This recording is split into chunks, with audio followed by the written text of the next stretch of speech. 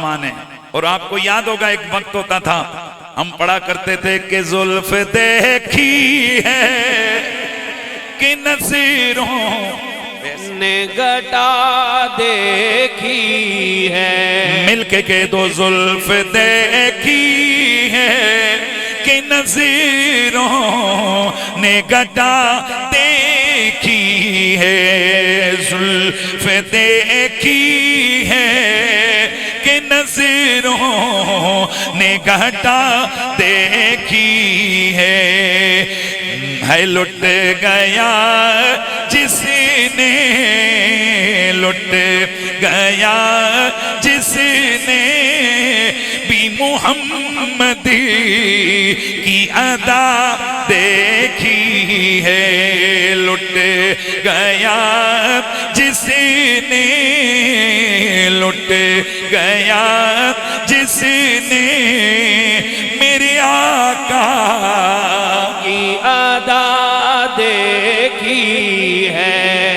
لٹ گیا جس نے لٹ گیا جس نے میرے آقا کی ادا دیکھی ہے. اپنے چہرے کو چھپانا نائے میرے آقا ہے. بعد مدت کے بعد مدت کے مریضوں نے شفا دیکھی ہے. لٹ گیا جس نے میرے آقا کی ادا دیکھی ہے. برادران اسلام، کسی بھی بندے کے حسن کو چار چاند لگانے والی چند چیزیں یا اس کی آنکھیں اس کے حسن کو چار چاند لگاتی ہیں، یا اس کے ہونٹ اس کے حسن کو چار چاند لگاتے گئے، یا اس کے بال اس کے حسن کو چار چاند لگاتے گئے. اس کائنات کے اندر جتنے بھی حسینوں محجوبین آئے، میرے رب نے تمام مخلوقات میں بالخصوص تمام انسانوں میں سب سے زیادہ حسن و جمال جن لوگوں کو عطا کیا، ان حسینوں کے سلطان کا نام محمد الرسول اللہ ہے. حسینوں کے سلطان کا نام محمد الرسول اللہ ہے. لہذا بداہتاً ہر وہ چیز جس کا تعلق حسن کے بڑھانے کے ساتھ ہے، اللہ نے تمام انسانوں میں سے بدرجہ اتم میرے اور تمہارے نبی کو وہ عطا کی تھی. اگر آنکھوں کی بات ہو تو کائنات کے تمام حسینوں میں سے سب سے زیادہ سونی آنکھیں میرے مصطفیٰ کی تھی. اور اگر رخسار کی بات ہو تو تمام کائنات کے حسینوں میں سے میرے نبی کے رخساروں کو رب نے سب سے سونا بنایا تھا. اور اگر بالوں اور زلفوں کی بات ہو تو ساری کائنات کے حسینوں میں سے سب سے زیادہ حسین بال میرے رب نے میرے اور تمہارے نبی کے دیے. سبحان اللہ. بے شک میں نے آیت پڑھی ہے قرآن میں، بلکہ آیات پڑھی ہیں وَالضُّحَىٰ وَاللَّيْلِ اِذَا سَجَا. بڑے مزے سے سنیں گے.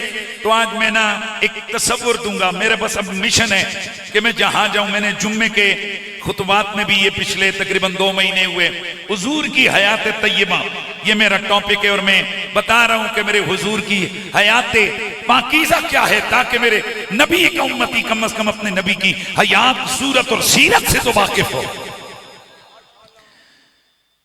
قرآن میں اللہ فرماتے ہیں وَالضُّحَىٰ وَاللَّيْلِ اِذَا سَجَا. دُحَا چاشت کے وقت کو کہتے ہیں، لیل رات کو کہتے ہیں. وَالضُّحَىٰ واو قسمیہ ہے جس کا معنی ہے مجھے قسم ہے چاشت کے وقت کی.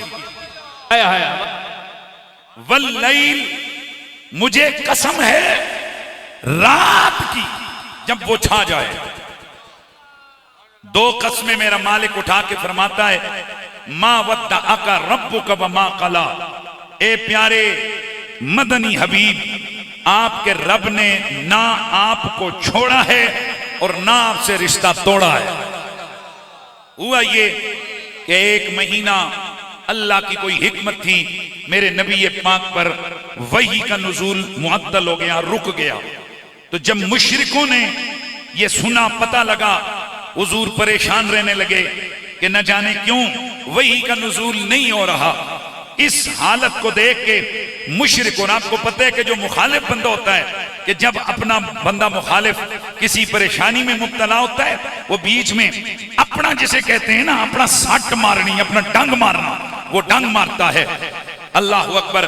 تو یہ جو مشرک تھے، یہ جتنے بھی مشرک تھے، میرے نبی سرور کونو مکان سے جن کی دشمنی تھی، انہوں نے اپنے اندر کا غم اور غصہ نکالا، کہنے لگے محمد کو محمد کے رب نے چھوڑ دیا ہے۔ چنانچہ یہ بات 2-4 زبانوں سے ہوتی ہوئی پھر کئی زبانوں پہ آ گئی، پھر یوں ہی مکہ مکرمہ میں مشرکوں کی ہر محفل میں، ہر مجلس میں یہی تذکرہ ہونے لگا، محمد کو محمد کے رب نے چھوڑ دیا ہے۔ چنانچہ میرے نبی پاک صاحب لولاک تک جب یہ تانے پہنچے کہ محمد کو محمد کے رب نے چھوڑ دیا ہے، تو میرے نبی پاک نے نہ جانے کیا سوچا ہوگا کہ اچانک میرے مصطفیٰ کریم کی آنکھوں سے آنسوؤں کے قطرے نمودار ہوئے۔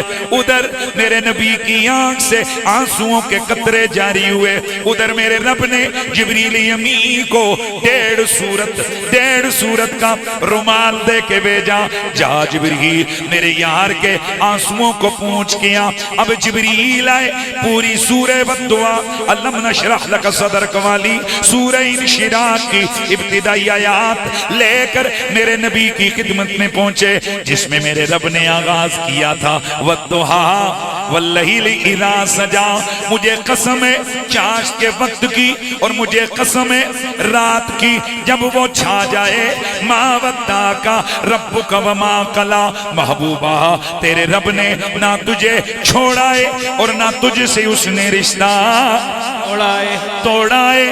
وَلَلْآخِرَةُ خَيْرٌ لَكَ مِنَ الْأُولَى، محبوبہ کائنات کے اندر ہر چیز جو عروج پہ جاتی ہے پھر زوال پذیر ہو جاتی ہے، ایک کائنات میں تیری ذات ہے جس کے لیے میں اعلان کرتا ہوں وَلَلْآخِرَةُ خَيْرٌ لَكَ مِنَ الْأُولَى، محبوب تیرا آنے والا لمحہ تیرے پچھلے لمحے سے زیادہ شان والا ہوگا، زیادہ کمال والا ہوگا۔ تیرے آنے والے لمحے زندگی تیرا پچھلے لمحے زندگی سے زیادہ برکت و کمال والا ہوگا۔ وَلَلْآخِرَةُ خَيْرٌ لَكَ مِنَ الْأُولَى وَلَسَوْفَ يُعْطِيكَ رَبُّكَ فَتَرْضَىٰ، میرے رب نے فرمایا محبوبہ ان قریب تیرا رب تجھے اتنا دے گا، اتنا دے گا کہ تجھے راضی کر چھوڑے گا۔ بھائی یہ ابتدائی جو آیات ہیں، چونکہ میرا مقصود وجہ یا شان نزول سورہ والدعا بیان کرنا نہیں ہے، میں نے تو یہ برکت کے لیے شان نزول بھی آپ کے سامنے بیان کر دیا تاکہ پتہ لگ جائے کہ کوئی تو وہ ہیں کہ جو روتے روتے سر پٹکتے ہیں، کہیں ہلچل نہیں ہوتی، اور کہیں کمال یہ ہے کہ ایک آنسو کا قطرہ نکلے رومال 1.5 سورت کا آ جاتا۔ وہ کسی نے کہا تھا نا کہ کسی کے ایک آنسو سے ہزاروں دل دھڑکتے ہیں، کسی کا عمر بھر رونا یوں ہی بیکار جاتا ہے۔ ارے تیرے میرے رونے کی کیا حیثیت ہے، ہم زندگی ساری سر پٹکتے ہیں، کوئی پرواہ نہیں ہے۔ مالک بے نیاز ہے، وہ رب العالمین ہے، وہ احکم الحاکمین ہے، اس کی بے نیازی کا کمال ہے، کوئی فرق نہیں پڑتا، ہم سر پٹکتے ہیں، کوئی فرق نہیں پڑتا۔ اور کہیں معاملات یہاں تک ہیں کہ ایک آنسو کا قطرہ نکلے 1.5 سورت قرآن کی نازل ہو جاتی ہے۔ سبحان اللہ۔ اب اس سورہ مبارکہ کی جو ابتدائی 2 آیات ہیں وہ میں نے آپ کے سامنے پہلے پڑھی تھی، वद्दुहा कसम है सुबह के वक्त की, वल्लैल कसम है रात के वक्त की कि जब वो रात छा जाए। अब आप कहेंगे मुफ्ती साहब मौजू आपने ऐलान किया है, जुल्फे रसूल की बात करूंगा। आप आयतें जो पढ़ रहे हैं इनमें सुबह और रात का तज़किरा है। हाय हाय कोई इनका आपस में कोई ताल्लुक नजर नहीं आता, लेकिन हाँ मैं बताऊंगा ताल्लुक है। हाय हाय सुभान अल्लाह।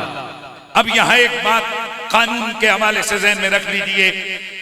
कसम का कानून ये है, ये उलमा बैठे हैं माशाअल्लाह, क़िबला शाह साहब बैठे हैं, ये बच्चों को रोजाना ये दर्स देते हैं मदारिस में, जहां बलागत पढ़ाई जाती है, जहां उलूम कुरानियाँ पढ़ाए जाते हैं, जहां नाव पढ़ाई जाती है, वहां ये सारे मसाइल बताए जाते हैं कि जब सामने वाला बंदा जिससे आप कलाम कर रहे हैं, जिसे मुखातब कहते हैं, जिसे मुतकल्लम कहते हैं, अगर सामने वाला बंदा, ध्यान रहे, अगर सामने वाला बंदा इनकारी हालत में हो, मुनकिर हो, तो अब मुतकल्लिम के लिए ये जरूरी है कि वो अगले के इनकार के मुताबिक अपने कलाम में ताकीद लगाए। यानी अगला बंदा अगर मुनकिर नहीं है तो उसके साथ सादा कलाम करे, उससे पहले न कसम उठाए, न इन्ना, न अन्ना, न लाम, न कद, न तहकीक, न ताकीद, कुछ नहीं, बस सिंपल बात करे। और अगर सामने वाला थोड़ा सा मुतरद्दिद हो तो हल्की सी ताकीद लेके आ जाए, और अगर तरद्दुद बढ़ जाए ताकीद बढ़ जाए। अगर इनकार की सूरत हो कसम ले आओ।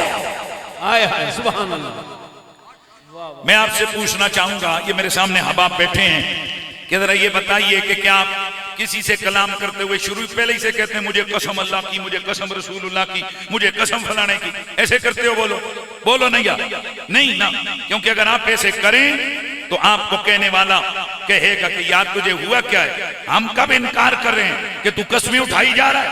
लिहाजा एक नॉर्मल आदमी को भी मालूम है, एक नॉर्मल आदमी को भी मालूम है, इस बात का इल्म है कि सामने वाला बंदा इनकार करेगा तो तब मुतकल्लिम और कलाम करने वाला उस कलाम में ताकीद और कसम लेके आएगा। अब आते हैं कुरान की तरफ। कुरान में एक एक कसम तो नहीं है, अल्लाह अल्लाह, कुरान में तो 5-5 कसमें, वत्तीन वज़्ज़ैतून वतूर सीनीन वहाज़ल बलदिल अमीन लक़द ख़लक़नल इंसाना फ़ी अहसनि तक़वीम। अरे कुरान मजीद में वन नज्म इज़ा हवा, कहीं तारे की कसम, कहीं तीन की कसम, कहीं जैतून की कसम, कहीं दूर की कसम, कहीं सीना की कसम, कहीं बलदे अमीन की कसम। हाय हाय सुभान अल्लाह। कुरान मजीद में अल्लाह ताला ने जगह जगह पर कसमें उठाई हैं। अब मैं आपसे पूछना चाहूंगा, मुझे सवाल का जवाब दीजिए और जरा गौर से, कलाम कुरान मजीद है अल्लाह का, तो इसका मुतकल्लम कौन है? रसूलुल्लाह। भाई मुतकल्लिम कौन है? अल्लाह ताला। यानी कलाम करने वाला कौन है? अल्लाह। जिससे कलाम हो रहा है वो कौन है? रसूलुल्लाह। तो बताइए, अल्लाह ताला जब मेरे नबी से बात कर रहा था तो क्या रसूलुल्लाह इनकार कर रहे थे? तो जब रसूलुल्लाह इनकार नहीं कर रहे हैं तो फिर ये कुरान में कसमें क्यों हैं? अल्लाह अल्लाह। ये कुरान में कसमें किस बात की?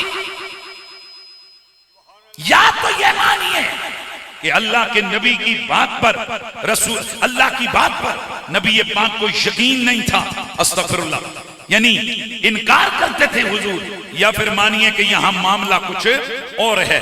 लिहाजा हमने जाहिर है इस मामले को समझने के लिए उलूमुल कुरान को हमने पढ़ना है।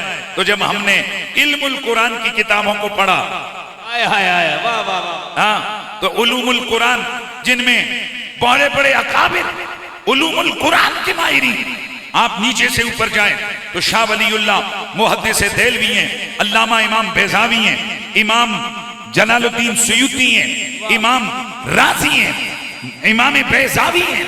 इस तरह बड़े बड़े अकाबिरीन हैं कि जिन्होंने जिस तरह अल बुरहान फी उलूमुल कुरान, ये इस तरह की किताबें कि जिन्होंने लिखी है, रीजन वजह लिखी है, तवज्जो से मजा आने वाला है आपको। वो फरमाते हैं कि बास जगह पर तो कसम इसलिए उठाई जाती है कि भाई अगले को यकीन दिलाना है, लेकिन कुरान में कसम उठाने का ये मतलब नहीं है। तो फिर यार क्या मतलब है? फरमा